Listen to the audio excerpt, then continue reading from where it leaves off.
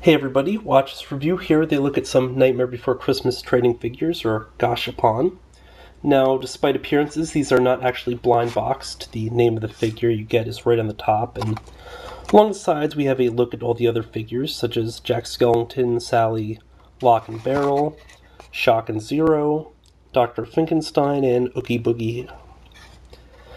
Now, you'll probably notice from a lot of my videos that there are these clearance stickers on them.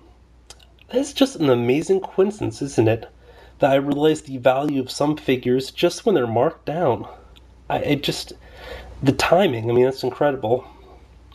But no, seriously, I picked up Oogie early, paid the full price, which is like nothing, it was just $4, but the other ones I didn't really care too much about, and so I think I waited till both of them were on clearance, and I picked up the Lock and Barrel set, which is this one right here, and Shock and Zero, which I can't find right now.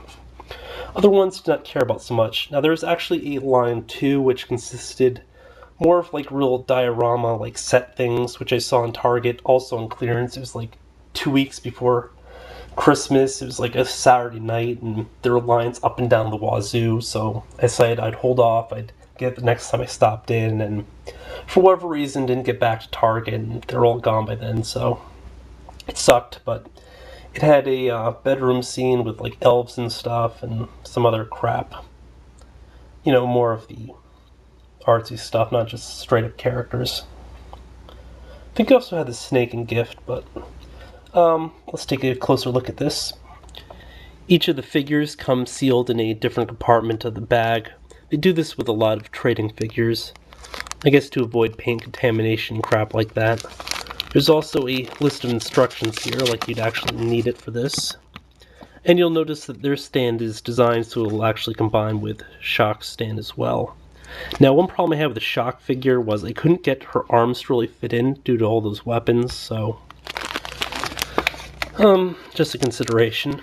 Let me quickly open this bag and I'll show you what the completed figure looks like. It took a bit of effort and a fair amount of fumbling, but I did manage to get these guys connected into the base. As you can see, it's more of like a diorama thing where you have a figure sort of displayed in a certain position, which I'm not as fond of as, more neutral figures like the Oogie, where you can take him, you can put him next to something, and you have your own display going on here or there. But in this case, they'll always just be doing this. Can't really get anything else going on. But hey, let's take a closer look at Oogie, who probably is the bigger draw anyway. He was for me at any rate. He originally came with like a little snake tongue, but I couldn't get it to fit in right, and then I didn't really like the look of it anyway, so I just tossed it somewhere.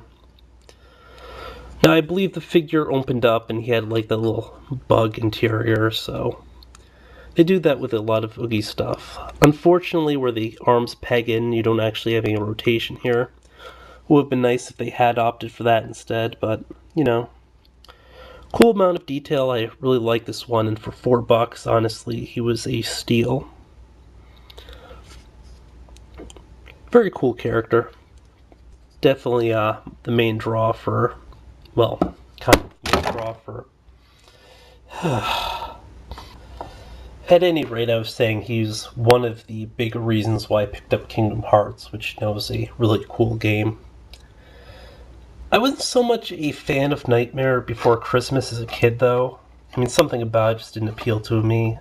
I don't know. But then I saw it years later, and I thought, hey, this is actually pretty cool. So, been a fan of it ever since. I've seen the movie maybe 60, 70 times. Keep in mind that's in the span of 10 years, so it's not like crazy or anything. Actually, it probably still is crazy, but it's less crazy. Until next time, folks.